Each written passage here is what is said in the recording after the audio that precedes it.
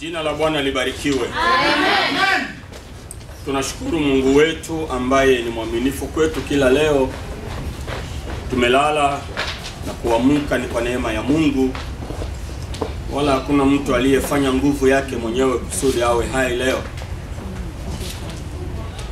Hiyo ni mojawapo ambayo inatusukuma sisi kupata nafasi ya kumshukuru Mungu na kumwambia tu Mungu nastahili katika matendo yako makubwa. Mungu ametujalia tena neema asubuhi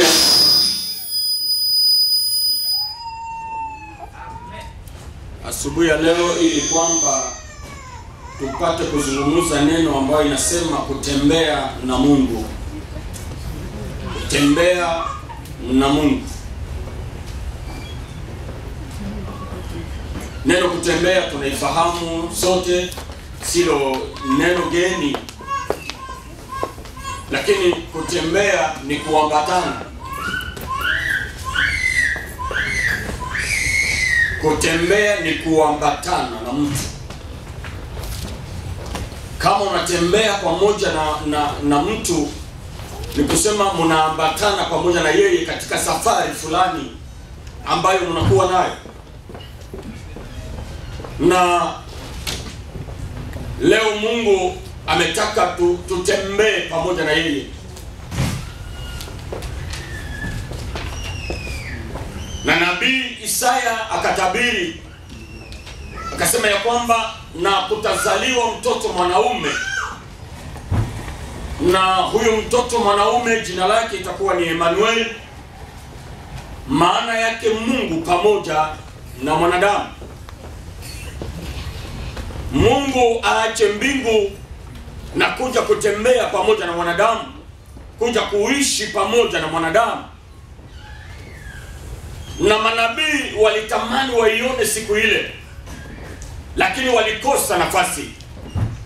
Manabii walitaka nao watembee pamoja na Mungu, lakini walishindwa.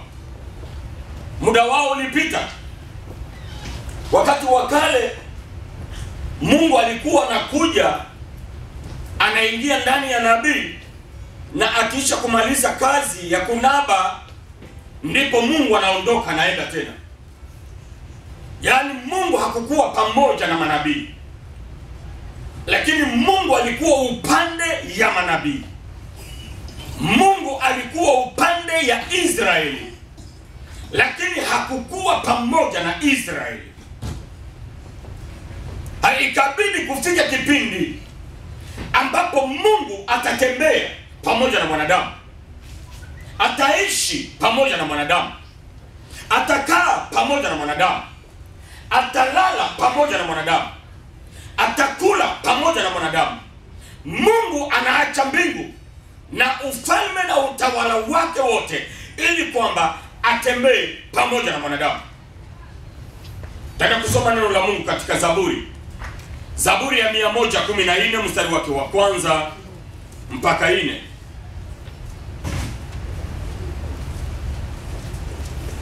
Zaburi ya 114 mstari wake wa kwanza na tunaishia mpaka 4. Inasema, haleluya, Israeli alipotoka Misri na Yakobo katika watu wa lugha ya kigeni. Yuda ilikuwa patakatifu pake, Israeli miliki yake. Bahari iliona ikakimbia, Yordani ilirudishwa nyuma, milima iliruka kama kondoo waume, vilima kama wana kondoo. Amen. Amen. Biblia inatueleza habari ya Israeli. Israeli ambao tunajua ya kwamba ni taifa la Mungu. Israeli walikuwa wachaguliwa wa Mungu. Israeli walikuwa wapendwa wa Mungu. Mungu alijichagulia. Si kwamba wakati ule wa zamani ya kwamba hakukuwa makabila zingine. Makabila zingine zilikuwa, lakini Mungu akateua hawa wa Israeli kuwa watoto wake na kuwa urithi wake, naye akajivunia Israeli. Mungu alijivunia Israeli. Mungu alijivunia wana wa Israeli. Mungu alijua ya kwamba hawa ndio watakao niabudu. Hawa ndio wataniinua, hawa ndio watanisifu, hawa ndio wataniabudu. Mungu akakamata urafiki wake pamoja na Israeli kuwa urafiki ambao unaambatana, unakamatana, na ikabidi Mungu sasa atembee pamoja na wao. Biblia inatuambia nini? Israeli ilifika wakati ambapo waliishi katika Misri, nchi ya kigeni. Mungu akawatoa, akawaingiza Misri. Wakaishi Misri muda wa miaka 430 wako katika Misri. Lakini muda wa miaka hizi zote ilikuwa ni miaka ya mateso. Ilikuwa ni wakati wa mateso. Ilikuwa ni wakati wa usumbufu. Ilikuwa ni wakati wa kukata tamaa. Maana walifanya kazi kwa nguvu zao wenyewe. Na Biblia inatuambia nini? Ya kwamba Mungu aliwafanya hawa wa Misri, hawa wa Israeli waishi katika Misri, ili kwamba awaandae siku moja watoke na waende katika nchi ya Kanaani, nchi ya ahadi, nchi ya baraka. Mungu alijua katika plani zake, alijua ya kwamba Israeli watatoka Misri na wataenda Kanaani. Lakini muda ambao hawa watu walibakia katika nchi ya utumwa ilikuwa ni muda ya mateso, ilikuwa ni muda ya shida na magumu, na muda ya kukata tamaa. Lakini msimamo wa Mungu ulibaki ule ule. Ahadi za Mungu zilisimama pale pale. Neno ambalo Mungu aliahidi ya kwamba Israeli wataenda katika nchi ya ahadi ilibakia pale pale, ijapokuwa muda wa mateso ulikuwa umepita. Sikia, ndani ya maisha ya mwanadamu, ndani ya maisha yetu, Mungu anaweza kukupatia ahadi. Mungu anaweza kukubariki. Mungu anaweza kukuambia utakuwa hivi. Mungu anaweza kukuambia utafanya hiki. Lakini ile kipindi ya kutokea pale ile siku ambayo Mungu amezungumza na wewe kufikia mpaka ile siku yenye ahadi inatimilika, ni siri ambayo Mungu ameweka. Ni wakati ambapo Mungu amenyamaza. Mungu anaweza kupatia ahadi, Mungu anaweza kukubariki, lakini kipindi cha mateso ambacho wewe utapitia, Mungu hatakuambia. Mungu ananyamaza kimya, lakini ahadi zake zinaendelea kusimama pale pale. Wala mateso yako, wala shida unazozipitia haitamfanya Mungu ageuke katika mpango wake. Shida ambazo unazipitia haziwezi kumfanya Mungu ageuze mpango wake. Maana yeye Mungu hatembei kama vile wanadamu wanavyotembea. Lakini Mungu yeye anatembea vile yeye peke anataka atembee. Na ukiteuliwa au ukiwa mchaguliwa wa Mungu, kama vile leo tunaweza kusema kama ukiwa Mkristo, yaani wewe ukiwa Mkristo, maisha yako yote inabidi kujua ya kwamba uko ndani ya safari ya ahadi za Mungu. Maana tu uzao ya Ibrahimu, na tunarithi katika zile ahadi za baraka za Ibrahimu baba yetu. Yaani tuko ndani ya safari ambapo Mungu anaandaa kutubariki. Lakini kutokea pale ulipomkubali Kristo ndani ya maisha yako, ndipo siku umeingia katika ahadi, katika mpango ya kuinuliwa, katika mpango ya kubarikiwa na Mungu. Ile wakati ni siri ya Mungu yeye mwenyewe, ni siri ambayo imefichwa. Hakuna mtu ambaye anajua, na Mungu ananyamaza. Miaka 400 wana wa Israeli wako wanakata jasho, wako wanapitia magumu. Asubuhi ya leo nilitaka ukutia moyo ya kwamba mateso yako na vipindi ya maisha ambao unaweza kupitia hayasababisha Mungu akukatae, wala Mungu akuache, wala Mungu ashindwe kukutimizia mapenzi yako. Unajua, mara nyingi kuna watu ambapo anapokutana na shida anafikiria kwamba Mungu hapendi hiyo njia. Labda hiyo shida Mungu amenikataa, labda hiyo shida Mungu ameniacha, labda hiyo shida acha niache mambo ya Mungu.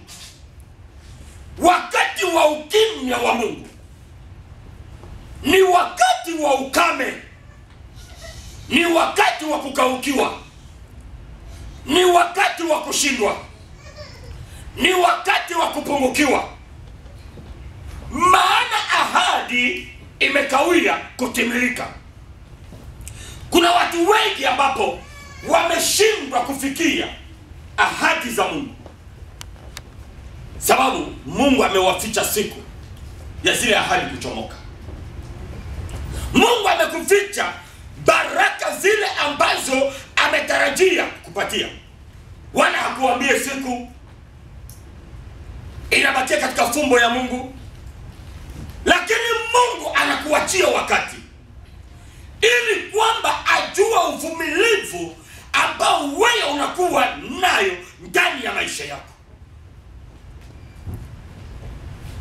Wakati wa kimya ya Mungu ni wakati yenye Mungu iko anaandaa watu. Wakati mambo inanyamaza haiende, ni wakati ambapo Mungu yeye anakuandaa kwa vitu vyema. Wakati ambapo unasikia Mungu ananyamaza, mara unaweza ukasema, Mungu uko wapi? Mbona leo umeniacha? Mbona umeruhusu na hiki nacho kitokee? Mbona umeruhusu na jambo hili nalo lifanyike?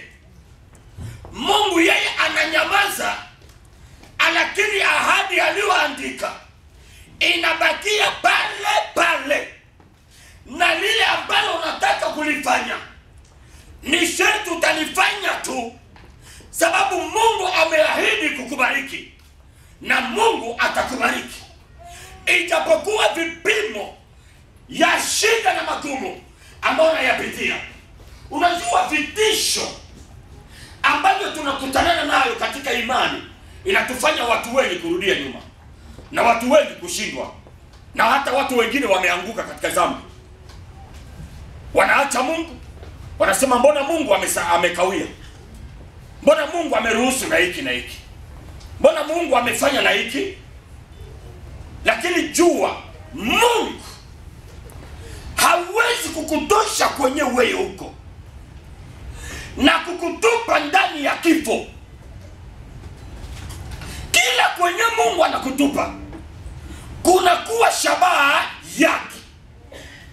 Kila kwenye Mungu anakubeba kuna kuwa mpango wake.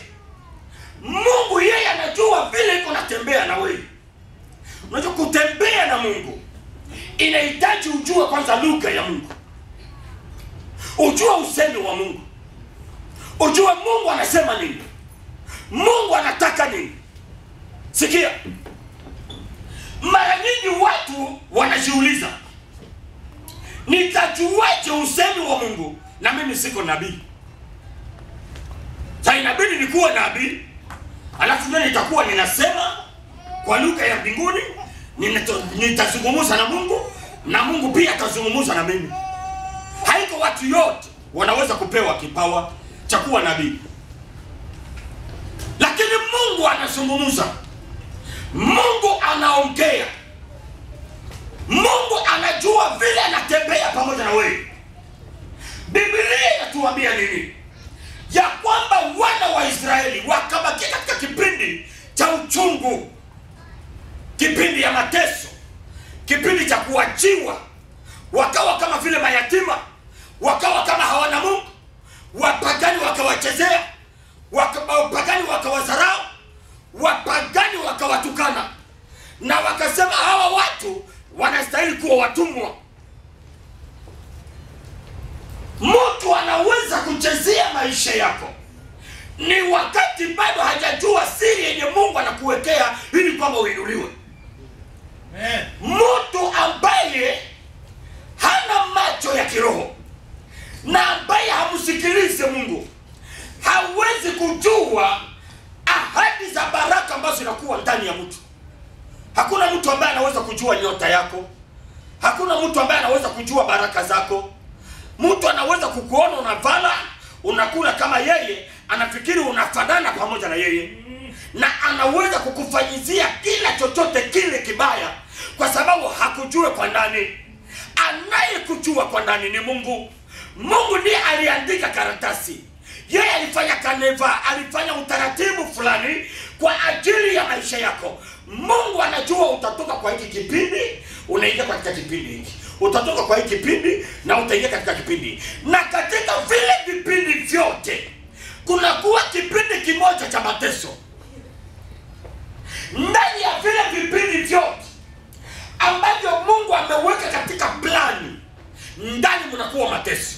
Usisahau mateso. Ninazoea kuisema kila mara ninapofundisha.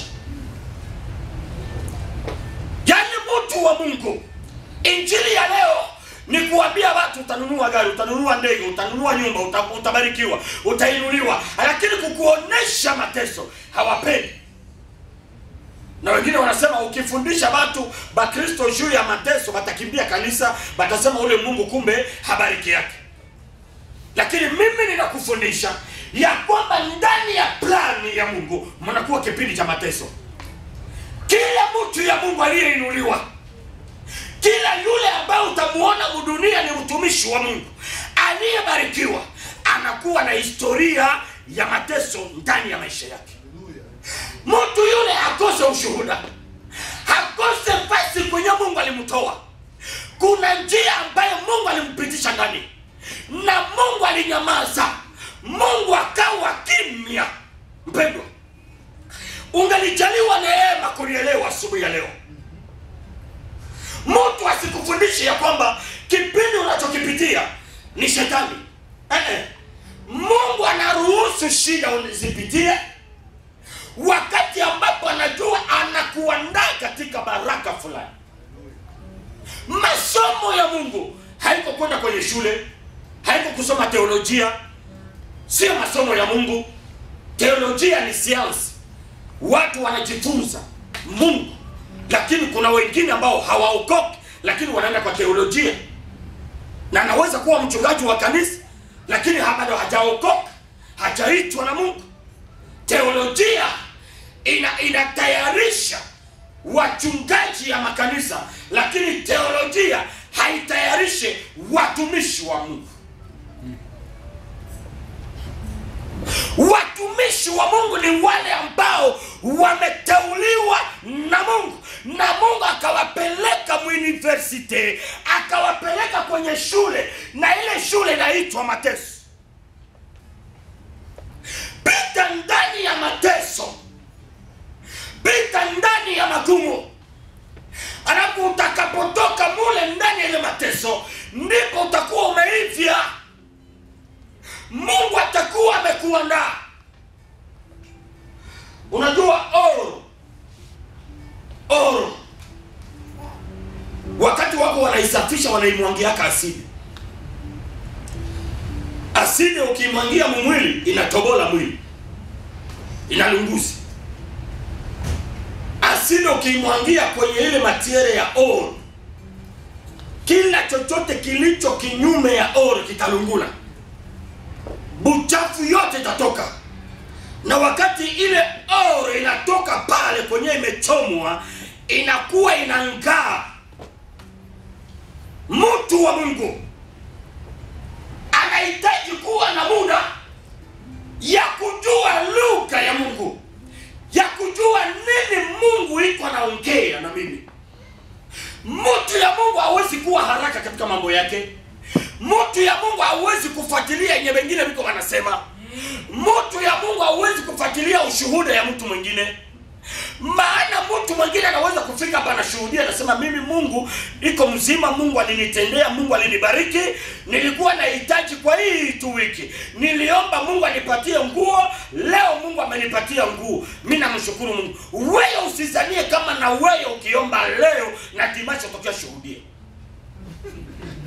Bila ni vyake, enyewe alisema ni yake, lakini wewe angalia plani ya Mungu ndani ya maisha yako. Mungu anataka nini? Mungu anataka ukupeleka wapi? Wapi kwenye Mungu kuna kubeba? Tuko tunaenda, lakini hatujui kwenye Mungu anatubeba. Mara nyingi tunapoenda tunafikiria kwamba Mungu tayari anaenda kutupeleka kwenye maziwa, kwenye asali, kwenye mikate, kwenye magari, kwenye baraka, kwenye kuinuliwa. Hiyo ndio mawazo yetu. Lakini Mungu yeye anajua nafasi ambapo ataenda kukuandaa kwa ajili ya zile baraka ambazo Mungu amekuandalia. Kujua lugha ya Mungu, kujua usemi wa Mungu, kujua Mungu anasema nini, Mungu anataka nini. Ndani ya kila jambo uwe na wakati wa kurudia nyuma na upate nafasi ya kumuuliza Mungu, jambo hili limetokea, nini unataka? Siku moja nilishuhudia, niko na rafiki yangu ambaye ni mchungaji hapo Nairobi. Walipokuwa sehemu za kwao huko, ilikuwa wakati ambapo wako wanachinja watu, wakanyonya. Walikuwa wanachinja watu, wanakata vichwa, wanabeba kichwa. Alafu yeye ilibidi atoke kwenye mji wao aende kuhubiri kwenye mji mwingine. Alipotoka tu nyumbani, kufika kwenye njia, mvua ikanyesha nyingi, akashindwa namna ya kutembea. Akasubiri, akangojea. Akaanza sasa kulaumu Mungu. Kwa nini Mungu? Unajua niko naenda kwa kazi yako na saa zimeenea, unaruhusu mvua inyeshe. Mungu akanyamaza kimya. Mvua ikaishi. Alipotoka pale kuendelea na safari, akafika vitumba ya watu ambao wamekatwa vichwa wakati ule mvua unanyesha. Ndipo sasa akashukuru, akasema Mungu asante, kumbe na mimi ningelikatiwa kichwa. Ndio maana umenizuia katika safari hii. Mpendwa, nataka kukutia moyo. Ndani ya kila obstacle, kila kizuio ambao unaweza kukutana nayo ndani ya maisha yako, hata unaweza kuwa na muradi, project fulani ambao unataka kuifanya na unakutana na kibambazi, usikaze vitu. Rudia nyuma. Uwe na muda ya kuomba Mungu. Uwe na muda ya kumuuliza Mungu. Uwe na muda ya kumsikiliza Mungu. Labda Mungu ana mawazo ya kukuambia. Labda Mungu ana maneno ya kukuambia. Wewe usione huko na leta. Mungu yeye hachelewaki. Hawezi kusema mbona leo hii mwaka ndio nilikuwa napanga ninunue nyumba, sasa tena mimi nakutana na shida hii. Mungu, kwa nini unafanya? Mungu hayachelewaka. Ukikaza vitu utanunua nyumba ambayo itakuletea shida kwa maisha, na labda ile nyumba hautamaliza kuilipa, wanakunyang'anya. Lakini Mungu anaona wakati wa Mungu utakapoenea ya kununua wewe nyumba, atafungua mlango na ile nyumba itakuwa baraka juu ya maisha yako. Bwana Yesu asifiwe. Ndani ya kila kitu ambao unaweza kukutana nayo ndani ya maisha yako, usione urefu wa njia. Israeli miaka 430 wako ndani ya utumwa, lakini wana ahadi za Mungu. Mungu alisema ya kwamba atawabeba. Kunyamaza ya Mungu haimaanishi kwamba Mungu amekukataa, lakini kinachohitajika ni uaminifu. Kuwa mwaminifu kwa Mungu. Kosa vyote, poteza vyote, kosa kila kitu, lakini uwe mwaminifu. Ayubu alibakia mwaminifu mbele za Mungu. Alipoteza watoto, akapoteza nyumba, akapoteza ufugo, hata na mke wake akatoka katika imani yake pia, lakini yeye akasimama. Kosa vyote vya dunia, lakini bakia mwaminifu mbele za Mungu. Umtumaini Mungu, ujue ya kwamba ijapokuwa hiki kinatokea, lakini mpango wa Mungu aliyoweka juu ya maisha yangu sharti itatimilika.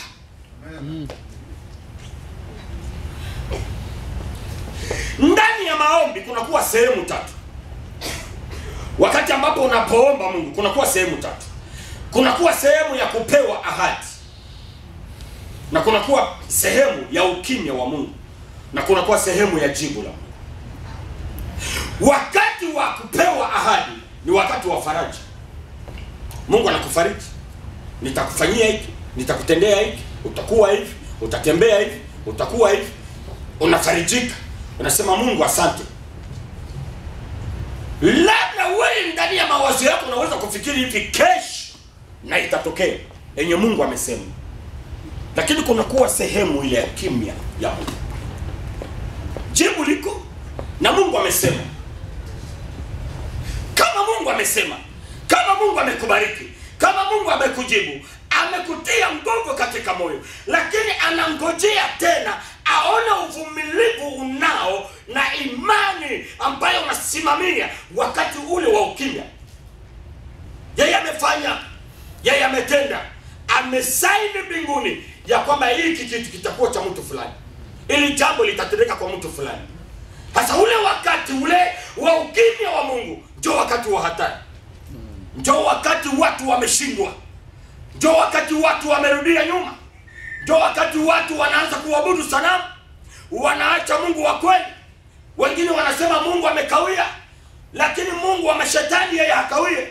Tunaweza enda tu kwa waganga wa asili na mara moja utapata jibu ndani ya hii problem ambayo unakuwa nayo. Watu utapata manabii wa uongo wengi ambao wanaweza kutosha katika imani, lakini wewe simama, ngojea jibu. Sehemu ya tatu ni jibu la Mungu, na jibu la Mungu linafikaka wakati ambapo hauzanii, wakati ambapo haujue, ndipo Mungu anajitokeza. Umekata tamaa, umeshindwa, umekuwa kama kiwelewele, mtu ambaye hana akili, lakini Mungu yeye atakapojibu, haiko hiyo wakati ambapo nabii atakuja ndani ya kanisa na anakuombea kisha jibu linatokea, kisha useme ule nabii ndio mwenye aliniombea ndio jibu likatokea. Unajua huko kwetu Goma kunakuwa ni mji wa majiwe, na hii majiwe wanaipasua na hama ile nzito. Wakati huyo fundi anapopiga juu ya ile jiwe, ile hama inakuwa inadunda, anapiga inadunda, inakuwa kama inamurudilia. Sio wakati ambapo anapiga ndipo itapasuka, lakini kadiri vile anaendelea kupiga hama, na ndivyo mule ndani mko mnapita mstari, mko mnapasuka. Itafika tu wakati ambapo anaweza kupiga tu limoya pa na kinapasuka, kinaanguka. Sio hiyo ya mwisho ndio imefanya jiwe kupasuka, lakini jiwe limepasuliwa tangu awali. Mpendwa, mtu asijivune juu ya maisha yako. Ahadi za Mungu zinasimama pale pale. Mungu akisema nitakubariki, hakuna mwanadamu anaweza kugeuza. Mpango ya Mungu inasimama pale pale. Mungu alishaka kutendea, Mungu alishaka kujibu. Inayobakia ni muda. Muda wa Mungu, saa ya Mungu, siku ya Mungu, wiki ya Mungu, mwezi wa Mungu, enye Mungu ametia katika plani yake. Hata mtoto kidogo anaweza kukutilia mkono juu ya kichwa, na kama ndio siku ambayo Mungu aliandaa, na kile kitu kitafanyika.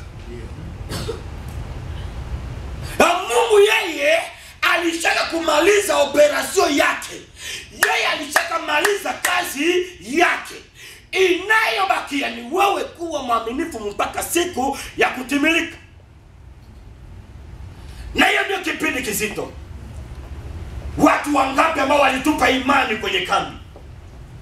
Wakati watu walikuwa kwenye kambi walikutana na mateso ya kupita, ikafanya watu wakashindwa tena kumtumikia Mungu.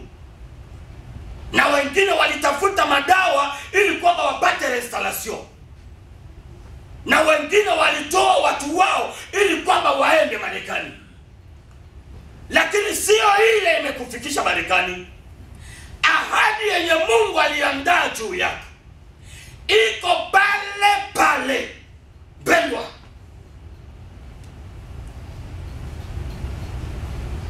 Israeli wakati Mungu anawaambia mtaenda Kanaani, Mungu akaingia ndani ya Musa akamteua kuwa kiongozi ya lile kundi kubwa. Wakati ambapo Mungu anamteua Musa, Musa akamuuliza Mungu, kama wewe hauende pamoja na sisi hatutaondoka hapa. Yaani Musa aliona woga kwa sababu ya umati ya watu ambao walikuwa pamoja na yeye. Yeye ndiye alikuwa anasikia sauti ya Mungu. Yeye ndiye alikuwa anasikia yenye Mungu anasema. Yeye ndiye alijua nini plani ya Mungu. Lakini watu yote walikuwa wajue plani ya Mungu. Unaweza kuwa ndani ya jamaa lako, wewe tu ndio unasikiaka sauti ya Mungu. Wewe ndio unasikiaka yenye Mungu kuna kuambia uifanye. Lakini ndani ya jamaa yako watu yote hawajue chochote. Wote ni vipofu, wote ni viziwi, hawasikie maelekezo ya Mungu. Hasa Musa akasema hapana, kama Mungu haondoke na sisi hatutaondoka. Inabidi tuende pamoja na wewe. Mungu akasema okay, haina problem, tutaenda pamoja. Biblia inasema nini? Inasema ya kwamba Mungu mchana akatia nguzo ya wingu mbele ya wana wa Israeli kusudi waende. Ile nguzo ndiyo kuna waongoza. Wakati ambapo Musa aliona Mungu amesimama kwenye wingu, akasema haya, muda wetu umeenea ili kwamba twende. Na wakaenda.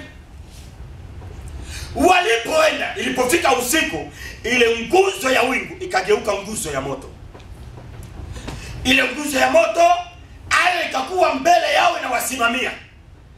Na hiyo inakuwa mwangaza wakati ya usiku, wako wanaenda wanaona mwangaza. So walitembea pamoja na Mungu. Biblia inasema nini? Ikafika wakati ambapo Mungu akamwambia Musa, mwende mtie kambi pembeni ya bahari. Mwende mtie kambi pembeni ya bahari. Wakaenda wakatia kambi pembeni ya bahari. Wakajenga hapo wakalala. Bahari iko pembeni. Farao na wana wa Misri wako nyuma yao, wako wanawafuata. Hawa wana wa Misri walipoona wana wa Israeli wamelala au wamepanga karibu ya bahari, wakasema okay, hapa tunawapata. Sawa, kule kwa bahari hawatapita, na sie tunazuia huko, hawatapita. Lakini Mungu alijua kuna mpango ambao Mungu anataka kufanya. Haikumshinda Mungu kuambia wana wa Israeli wapite kwenye nchi kavu. Wakati Mungu anazungumza na Yusufu akimbie pamoja na mtoto yake Misri, hawakufukaka bahari, lakini walipita kwenye njia kavu. Sababu kulikuwa njia kupitia kwenye njia kavu kwenye jangwa. Kwa nini Mungu hakuwapitisha huko? Mungu akawaambia mwende pembeni ya bahari. Maana kuna kitu ambacho mimi nataka kufanya ili kwamba Farao pamoja na taifa la Wamisri waamini ya kwamba mimi ndiye Mungu Bwana wa majeshi. Ndio maana nimetangulia kusema hivi ya kwamba Mungu hawezi kupeleka kwenye hata kuuia. Mungu kwenye iko na kupeleka, ndio mapenzi yake. Ikuwe wapi, ikuwe hatari ya nini, ikuwe kwenye watu wengine wanaogopa, kwenye watu wengine wanakufia, kama Mungu anakupeleka pale, ujue wewe Mungu atakulinda. Hii ndio inakuweka shida katika imani na katika safari ya kwenda mbinguni. Watu kama mtu atahamia Dimoi, anaanza kuuliza kwanza information. Bandugu mnasema Dimoi tuko na kazi kabisa. Mashtaoni, Tyson, ukifika hapo utapata maisha. Wewe ukifika hapa na Mungu hakufika na wewe hapa, wengine wale wanapataka wataendelea kupata, lakini wewe hautapata. Kila kitu utakuwa unapata kinaporomoka. Wana hakuna project ambayo utafanya, sababu ulifuata sauti ya watu. Tafuta sauti ya watu, uliza information kwa watu, lakini uwe na muda ya kuingia kwenye maombi. Zungumuza sasa na Mungu, unaniruhusu nifanye jambo hili? Mungu unaniruhusu na mimi nihamie Dimoyo? Mungu atakuhakikisha, atakwambia hama. Hapo ndipo ukienda utakutana na baraka zako. Lakini ukienda sababu watu wanasema, utakutanana na shida, na ile shida itakufanya wewe ukose kumtumikia Mungu. Kwenye Mungu yuko natubeba, ndio kwenye mapenzi ya Mungu iko. Kwenye Mungu yuko na kupeleka. Bengine wanaweza kulaani ile nafasi, wanasema mimi siwezi kwenda ile nafasi, mimi siwezi kuishi ile nafasi. Lakini kama Mungu ametembea na wewe, kama Mungu anatembea pamoja na wewe, pale kwenye bengine banakosa wewe utapata, pale kwenye wengine wameshindwa wewe utaweza, sababu Mungu ametembea na wewe. Ndio maana tumesema ya kwamba inabidi kutembea pamoja na Mungu, maana ukitembea na Mungu yeye atakupigania kwa shida ambazo unakutana nazo. Unataka kuoa, unataka kuolewa, una wakati ya kumuuliza Mungu, uliza Mungu, ninataka kuoa, ninataka kuolewa. Unikonfirme, unihakikishe ya kwamba huyu ndio unayenipa mimi. Na kama Mungu anasema huyu ndiye nimekupa, hata akuwe mtu ambaye anagonjwa kichwa, hata akuwe mtu ambaye ana matatizo katika maisha yake, atakapofika ndani ya nyumba yako, Mungu atamaliza zile shida zote, sababu ni zawadi, gift ambayo Mungu alikuandalia. Ndio maana tumesema ya kwamba kuwe kipindi cha uaminifu ndani ya maisha yako. Maisha ya Kikristo haiko maisha ya kuwa haraka. Ukiwa haraka utarukia vitu ambavyo vinaweza kutosha katika mapenzi ya Mungu. Mpendwa, kuna jambo moja ambalo nataka kuongea. Ndani ya maisha ambayo unaishi katika dunia hii, ndani ya maisha ambayo unaishi katika dunia hii, wewe uangalie nini ambayo inakuwa plani ya Mungu ndani ya maisha yako. Uangalie kusudi la Mungu. Na ndio maana tumesema kuna kipindi enye Mungu anakuachilia mtihani, aone imani yako, aone unasimamia wapi, aone kama utaendelea kuwa mvumilivu. Na watu wameshindwa, Wakristo wengi wameshindwa kubakia wavumilivu mpaka waone vile Mungu atakapowatendea. Watu wanakuwa haraka. Niko natafuta pesa ya kuoa, pesa zinakosekana, acha basi nimurendeze akuye mnyumba yangu. Unakuwa haraka, unakimbia. Lakini Mungu ameahidi kukubariki. Mungu kile ambacho amekijenga, kenye kinaweza kuibomoa ni dhambi. Dhambi ndio inaweza kubomoa ahadi za Mungu enye Mungu amepanga juu ya maisha yako. Dhambi tu. Uangalie nini ambayo Mungu ameplani juu ya maisha yako. Farao alipoona wana wa Israeli wanakuwa pembeni ya bahari, akacheza. Akasema hapa tunawapata, tutaona kwenye watakimbilia. Lakini Mungu akamwambia Musa, leo ninataka kumuonesha Farao na jeshi lake ya kwamba mimi ndiye Bwana wa majeshi. Musa akasema, baba, fanya mapenzi yako. Walipokaribia, lile nguzo ambayo ilikuwa mbele ya wana wa Israeli ikaacha bahari, ikasimama, ikaenda kuanguka nyuma ya wana wa Israeli, ikafunga barieri. Hiyo nguzo ikasimama nyuma ya wana wa Israeli ili kwamba maadui wasipate nafasi ya kuwashika wana wa Israeli. Ukingo au chungaji ya maisha yako ni Mungu yeye mwenyewe. Ijapokuwa shida ambazo unaweza kuzipitia, wewe usiende kutafuta msaada kwa wanadamu. Kimbilia kwa Mungu, maana yeye ndiye ana neno la mwisho juu ya maisha yako. Yeye ana solution ya mwisho ndani ya probleme ambayo wewe unakutana nayo. Mungu akapuliza tu pumzi yake, akapuliza kwenye bahari, akaambia Musa, nyoosha tu fimbo, na maji kagawanyika. Maji kagawanyika, wana wa Israeli wakapita, wakavuka. Na hawa maadui walipofika kusema nao waingie pale pale kwenye wana wa Israeli walipita, wote wakaangamia. Njia zako wewe mtu ya Mungu haziwezi kuwa njia za wapagani. Mpagani akifuata njia yenyewe wewe uko unapitia, yeye atalubilia njia. Na wewe unatembea na ahadi za Mungu. Mungu amekubariki, Mungu amekuinua. Kwenye unapita, mtu mwingine anaweza kusema alifanya nini kusudi afikie hapa. Watu watajaribu nao wapitie pale kwenye wao ulipitia. Wao wataangamia njiani na wewe unavuka. Sababu wewe unatembea katika mapenzi ya Mungu.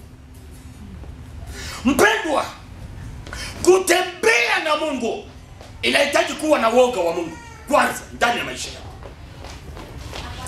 Mara nyingi mimi ninapofundisha sioneshake watu zaidi kanisa. Kanisa hili ni jengo. Tunakutana hapa ni kuabudu tu na tunaenda. Lakini maisha ya uaminifu ni ya mtu yeye mwenyewe.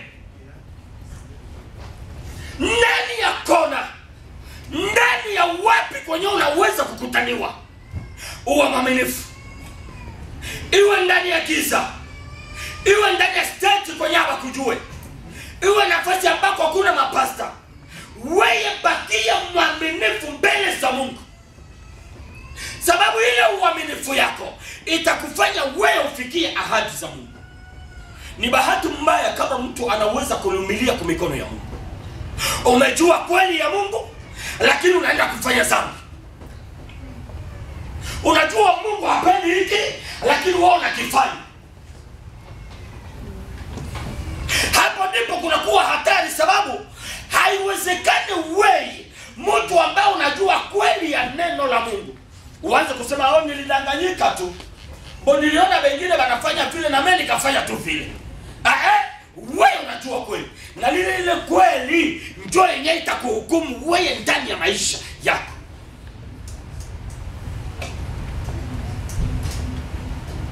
Njia ambayo wana wa Israeli walipitia ikafanya Farao na watu wake waangamie, wapotee. Usiangalie ile ambayo Mungu amefanya juu ya mtu mwingine, acha na mimi nifanye hivi. Umejua kweli na ile uoga ibakie ndani yako.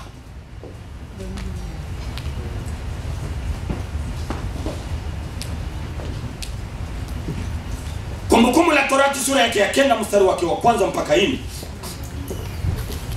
9 mstari wa kwanza mpaka 4. Biblia inasema ya kwamba Mungu akawaonesha wana wa Israeli kwenye wako wanaenda. Wakaonesha wale watu ni watu wajitu, warefu, wanene, ni watu ambao wana nguvu kuwashinda. Lakini Mungu akawaambia mtaingia, sababu mimi nimewapatia nchi ile. Ijapokuwa ndani ya ile nchi kulikuwa watu warefu, wanene. Mungu akaambia Musa, mnajua ya kwamba katika nchi ile kunakuwa watu wakali na watu wenye nguvu, na watu warefu wanene, lakini mimi Mungu ninawapatia ile nchi. Pale pale ukisoma Mungu anasema ya kwamba msijipige kifua kusema haki yenu ndio imewafanya kuingia katika nchi ya Kanaani, lakini mimi Mungu nimewatosha kusudi ninyi muingie. Unajua kuna baraka ambazo Mungu anakupatiaka na hazikukua zako. Mungu, hawa watu ambao walikuwa katika nchi ya Kanaani walikuwa wanaabudu masanamu, wanaabudu mashetani, na Mungu akufurahi. Mungu akawanyang'anya ile nchi ya Kanaani akaipatia wana wa Israeli. Mungu anaweza kukunyang'anya baraka zako sababu umemkosea Mungu, sababu umekosa, sababu umefanya dhambi. Mungu anaweza kukunyang'anya baraka zako na unapatia mtu mwingine. Hapana kujipiga kifua. Mungu anawaambia msijipige kifua ya kwamba haki yenu. Mimi nimebarikiwa, mimi Mungu amenifanya hiki na kile.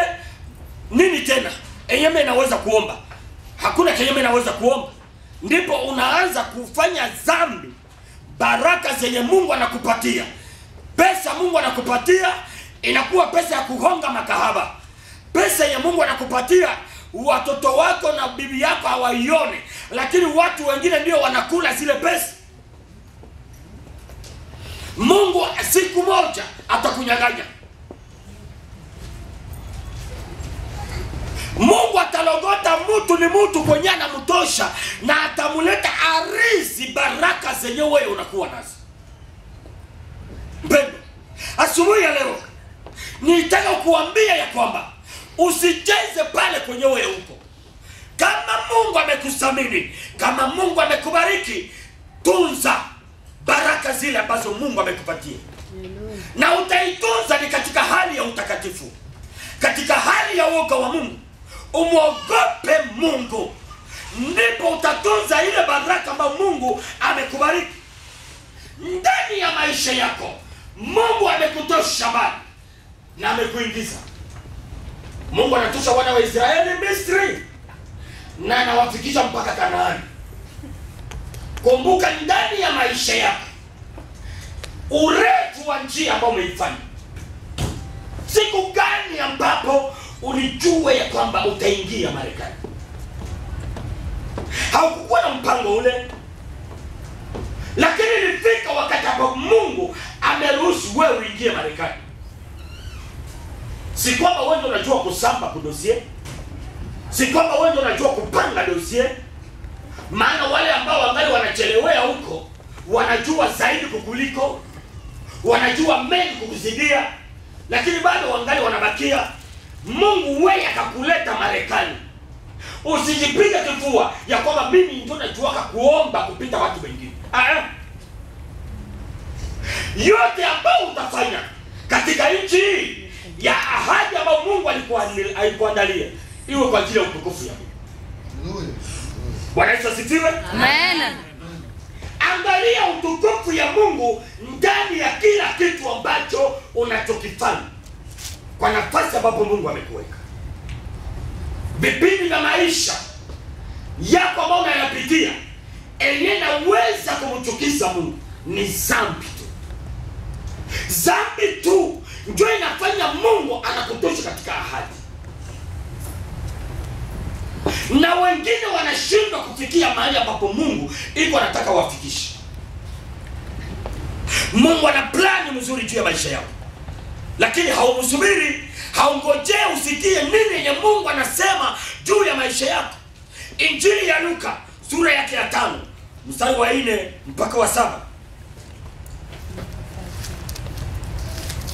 Injili ya Luka sura 5 mstari wa 4 mpaka wa 7.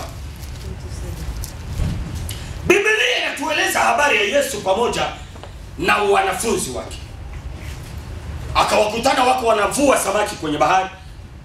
Akawaomba chombo ili kwamba ahubiri ndani ya kile chombo. Alipomaliza kuhubiri, akawaambia mkamate chombo na nyavu zenu mwende mzitupe, mtapata samaki. Petro akasema haitawezekana. Tangu usiku kucha tumeloa samaki, tumevua samaki hatupate. Lakini mwisho Petro akasema huyu mtu ni mtu mkuu.